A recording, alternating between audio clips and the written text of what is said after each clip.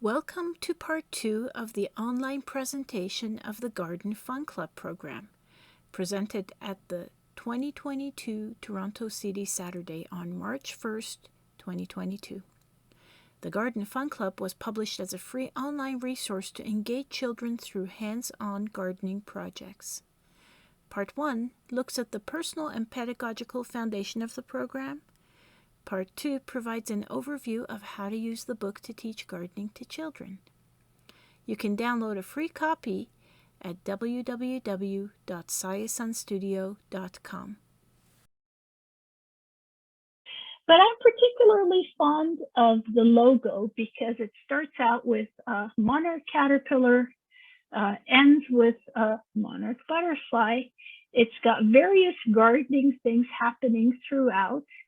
And of course, because I am a champion of public education and I love the TDSB, it's got an apple homage to TDSB. This is my printed copy. And this is what I was saying. So I just went out and printed this. And this is the part where it tells you exactly, what are the different things.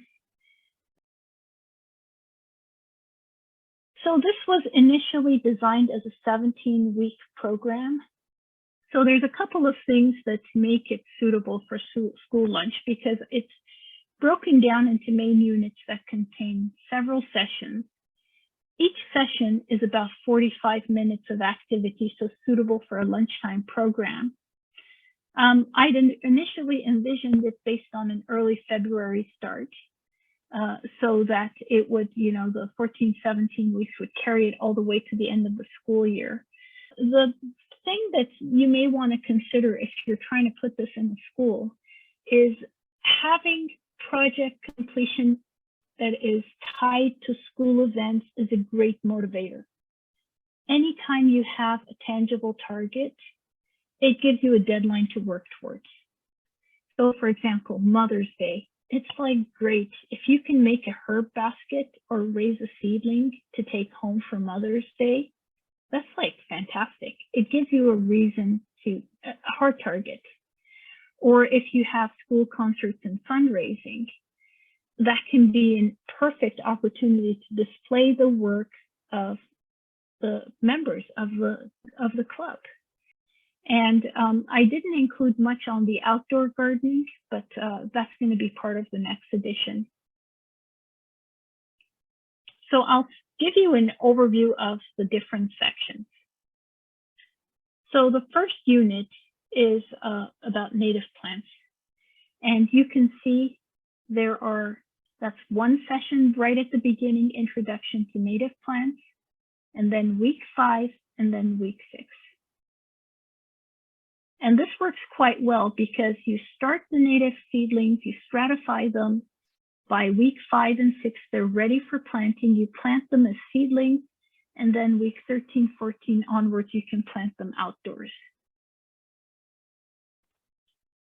The section about growing vegetables, this was really about not running out and growing vegetables, but it was about food education as well. Teaching kids about how you can use food scraps. So things that were in here included like beet and onions and celery and sprouting different things that you would normally throw away. The section about propagation was really about making cuttings. So taking one plant, cutting it up into little pieces, and creating multiple plants that can be used further down the road into fairy gardens and herb gardens. So that was about, so it's about when you started over here, by the time you get to the projects down here, those are going to be ready. And then we get into the fairy gardens, which is a combination of craft, of scavenging, of hunting in nature, and a theme, so something to make it personal, and making a garden that's got a story, and it can be anything. So it's the children get super excited and motivated And they would do all kinds, and they kept asking me, how do I do this? How do I do that? And it's like, and it's so much fun because gardening does not have to be just a boring activity. It can be part of something really exciting. And then, of course, the herb gardens, which essentially, it's got a lot of the same foundations as the fairy garden. So you do propagation, or you start herbs from seed up in week 2. And then by the time you get down here, this is a lot of individual work. That's the children just come, you've got glue guns, you've got supplies, they just do their thing. So it's a lot of independent work based on the foundation that's been set early on in the course. And you learn about lining containers, adding a drainage layer, and creating these baskets. So I'm going to go through the individual units. So I'm working off of this 14 weeks schedule that I set. And you'll see Native Plant Unit has 1.1, 1.2, 1.3. So the 3 different sessions. I'm going to go through this example really in detail because if you see how this is organized, everything else is organized exactly the same. So growing native plants benefits the environment. That's the title.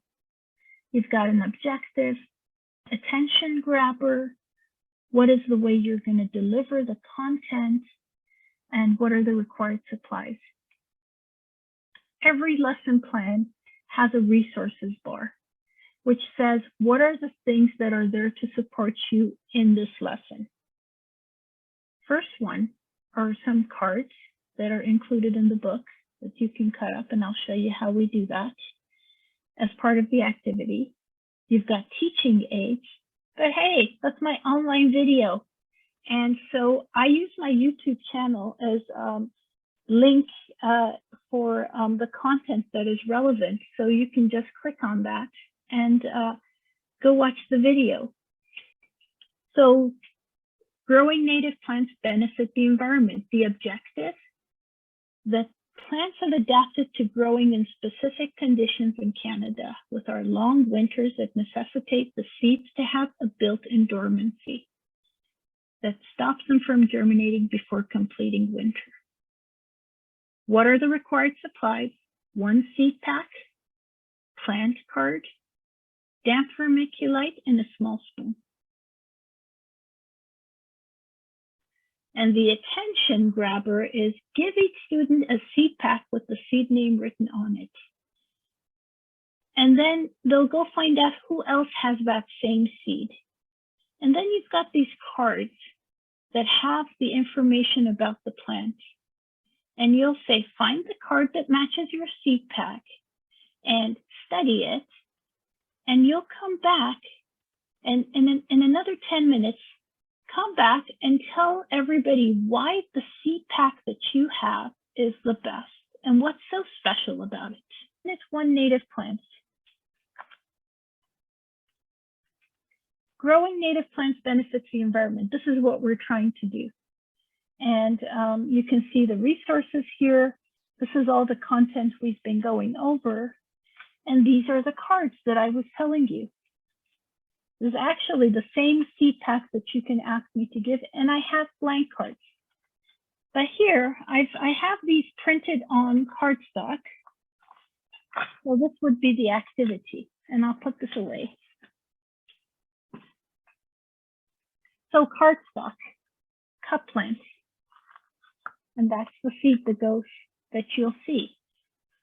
So if you have a couple of students and they're looking at, let's say, blazing star, and you can see, wow, that's a very different looking seed than this.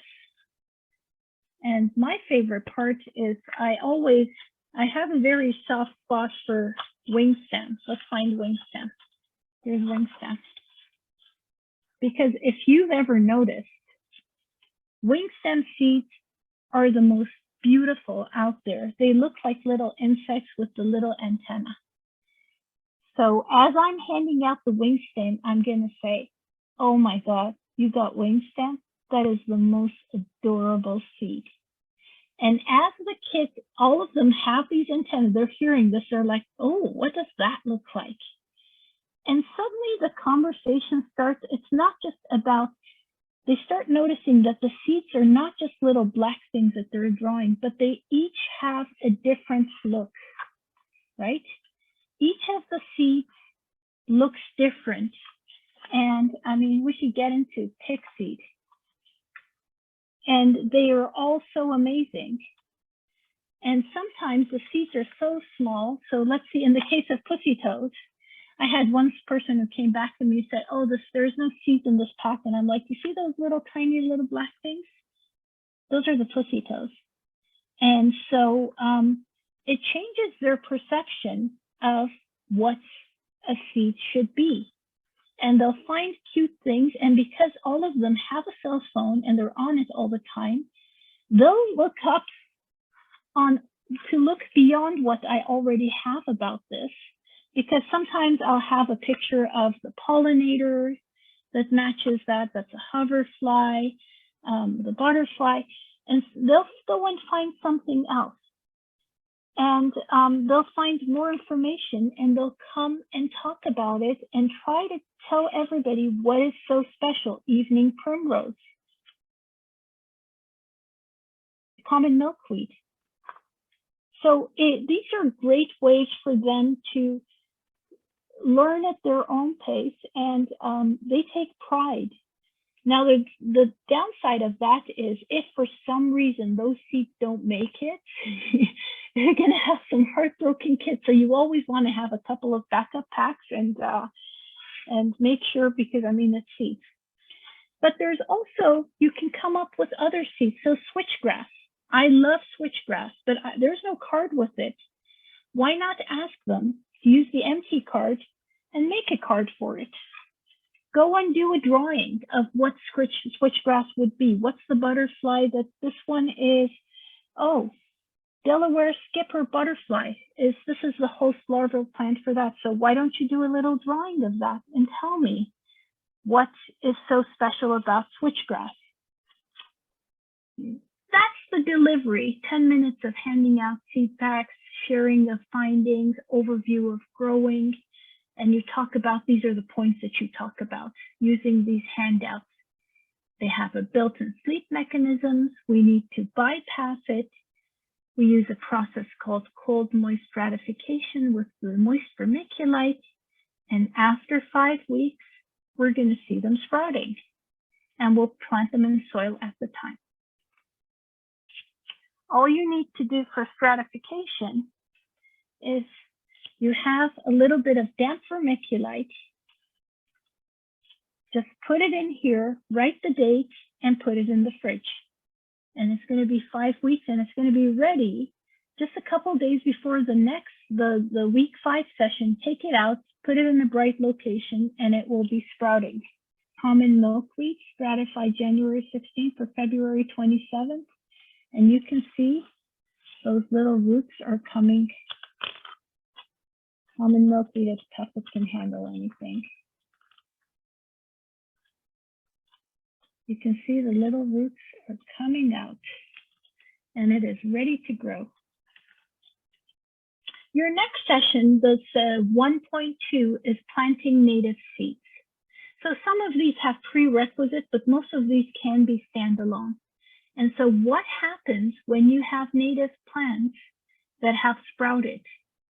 And again, we go into this overview, and there's actually a video associated with that, growing native plants from seed from Science Studio. The reason that milkweed is a separate topic in itself is because there are activities associated with it.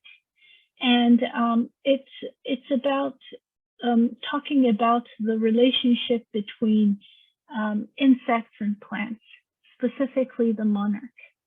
And so this is the first one, is this activity that I want to share with you. We have the All About Milkweed. So you have some handouts to talk about the different types of milkweed, but there's this page, which is the cards, that's about the milkweed game.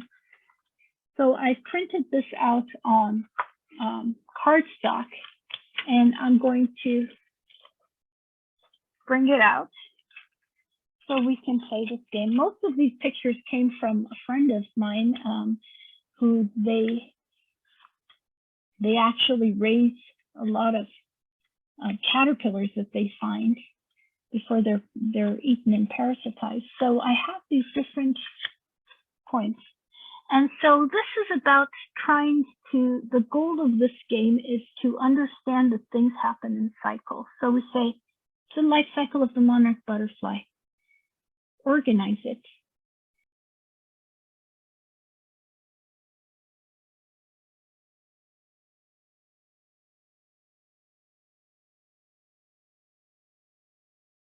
This is the one where it talks about the life cycle.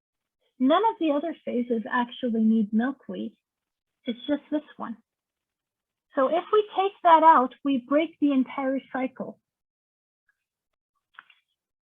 And then these are the different butterflies that I've seen in my own backyard. To be surprising, the title is called Caterpillars Are Picky Eaters. While the butterfly will sip a variety of nectar, the caterpillar will only eat certain foods. Like if you thought your kid was a picky eater, you have to meet caterpillars. Butterflies will drink nectar, scat, mud, all kinds of stuff.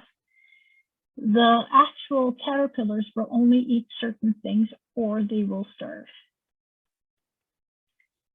So as we head into the veggie unit, this is also, I've put these are the 3 activities involved with it, but there's quite a bit of overlap, and it really depends on what you have available and what you want to focus on. So some of the activities, which I think are really, really neat. Of course, there's a video for that. So fresh veggies at home.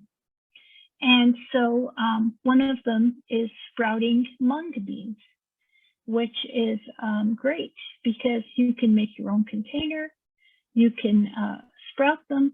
And how fast is it? I actually have a sample to show you. So I have a jar here, some mung beans.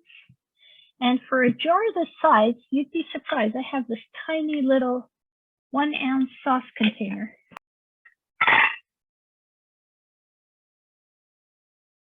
Because if I put this and soak it in water, after 12 hours, it becomes this.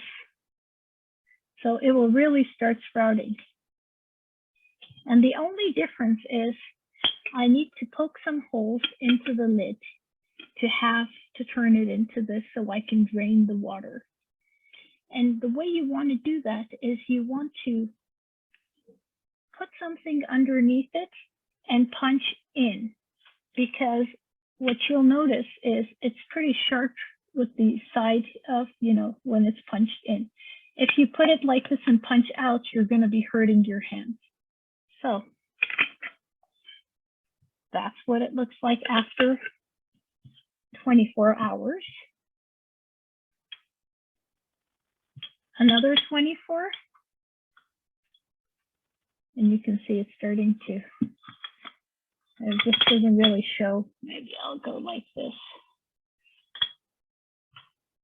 And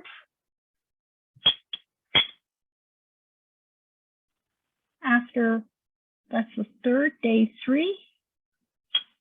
And by day 4, it is ready to eat and it's filled your jar. So that tiny little bit of seed is more than enough to get a nice meal out of it. So the only trick with this is, with beans, if you don't want them to get bitter, you have to do this in dark. And it shows it in the video. Some other fun things you can do with veggies. These are some beet tops that once I just cut them out before I got the roots. They're starting to root, and I'm going to be planting them in soil soon. But they'll continue to grow, and I can have a little clipping for salad. That's my poor little onion bottom. So that was the bottom. I just cut it like as a cone, and it continues to sprout. my carrots, and you can see the roots are forming. And these are actually a nice, it's a really good source of vitamin C. So these are, again, easy projects. And you can actually make a herb planter of these just as is. But talking about growing herbs, they're only about 2 weeks old. But dill, parsley, chives, and this one is cilantro. So I've sprouted these for my future herb garden. So it's very easy just sowing the seeds. So this is my rosemary. So if I buy rosemary, I'm not going to use all of it. I just put a sprig in water, or if you have it in your garden, put a sprig and it will start rooting. The two ones who have been most cooperative this year, it's my oregano, which just sprouted, and I got these about 2 weeks ago. So they are all rooting quite well. You can just remove some lower leaves so they don't rot. And of course, the one who never needs any coaching, mint. Look at that. That is ready for my herb planter right there. And the other thing I want to show you is also about growing tomatoes and peppers. So these are two really fun activities and easy to do that you can try with your own learners. So I'll start with cute little mini peppers because I like the yellow ones. Take that out, just a couple of seeds. That's all I need. And I'll let that dry. How about the tomatoes? Says, oh, this is nice organic. What about this black one? I wonder what it's going to look like. Now, these are not going to be as good as seeds that you get, but you know what? Free is always better. So here I am. I'm going to eat that. But in the meantime, I'll just put that right there. And what that does is it will dry for when you're ready to grow those. And movie magic, here's a dried version. So once it's dried, you can either scrape off, you say, I only want to sprout a couple or I want to sprout more. But you can take that. You can take some peppers, spray, to moisten it. Here my peppers are already dry. And because tomatoes and peppers need dark to germinate, all you do is fold this, put it in a piece of aluminum foil,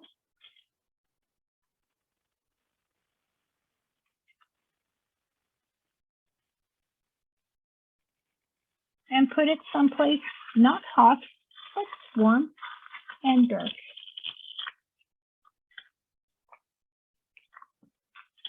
And what will happen is that they will sprout, and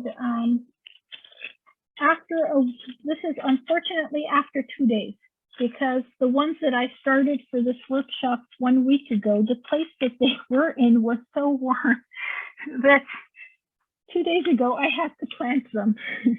They were already so tall within 5 days. Usually I have a week before the two, so they were already like leaves and everything. So I said, oh, let me hope that I'll start a new batch and it's going to be ready in time. So this goes really quickly. So this morning I checked and they weren't ready yet, but that's essentially what it is they will start because of the even humidity.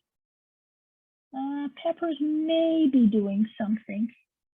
They will start to sprout and then you can just plant them in soil.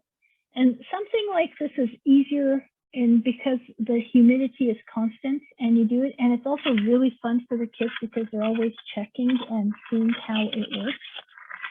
So it's a nice little project and it happens faster than you think. So very easy to do these activities, and it's going to be up to you to decide how you want to do it.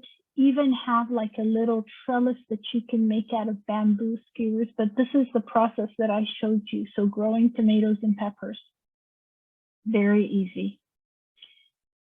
The propagation unit is really about just starting baby plants to be used in their fairy gardens and herb planters.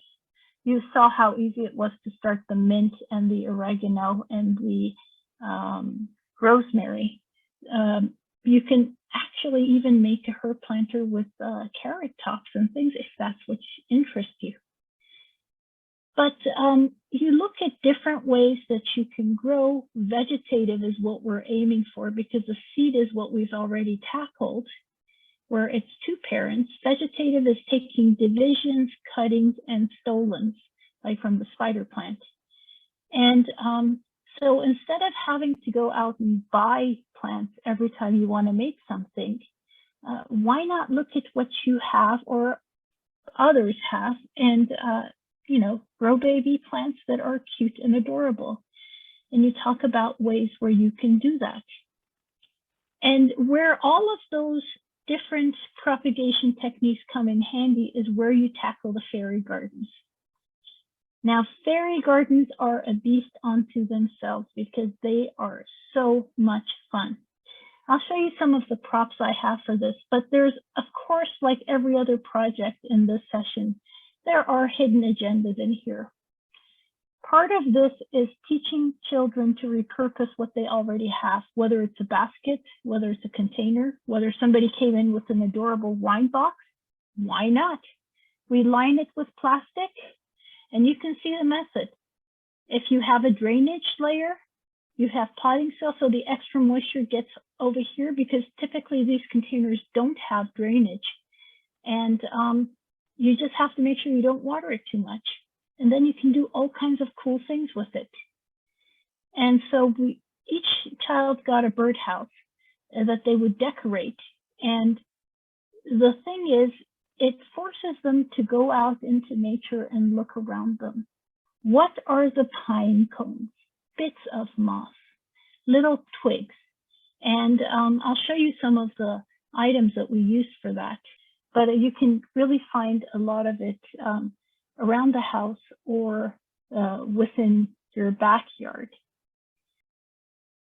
Using twigs to make bridges and believe you me, this is actually really interesting because you have to find two curved twigs. So you're going to be looking at different branches and looking at shapes and materials. And then you cut these ones and glue on top. And moss and pine cones and rocks and little bits of grass. There's a lot of things you can do. And coming up with a bench and a broom and the stones and the little mushrooms. And it's just a lot of really fun elements to put together. And last but not least is the herb planter unit, which is a variation on the container garden because it has the same structure. And you start by growing the herbs at home, which we looked at with by seeds or by cuttings and vegetables. And again, same structure. Any container that is lined with, you have to be careful, food grade plastic. And so it doesn't have leach any chemicals in there. Drainage layer, potting soil, and then this time you put it with herbs. And the children had a blast. Where can you get a copy of this amazing book? Well, if you go to my website, it's my blog, it's my everything, SayaSunStudio.com. Right on the home page is this page where it's Welcome to Garden Fun Club. And download your free copy here. It's 8 megabytes. And it will take you to here and you can download that document. And to get some seeds, At the bottom of that very same page is like, join the Garden Fun Club family. There is one form over here that says, if you want to give me feedback on what I can improve, which it's just an email that comes to me. I really appreciate it. This button here says get free seeds to teach this program. So if you click on this, it will take you to this Google form. So give me your email, your name, mailing address, and let me know what is it that you're trying to do, because I can try to create a custom feedback depending on the number of learners you have, if it's online, if it's in person, if the age group is a preschool, elementary, number of children, anything else. And then these are the same seeds that are included in the book. And of course, I have to say a big, big thank you for the organizers of this, including the Toronto urban growers who kindly hosted this session, the Seedy Saturday, which would not happen if we didn't have the awesome people that we do, and as well as the other organizations.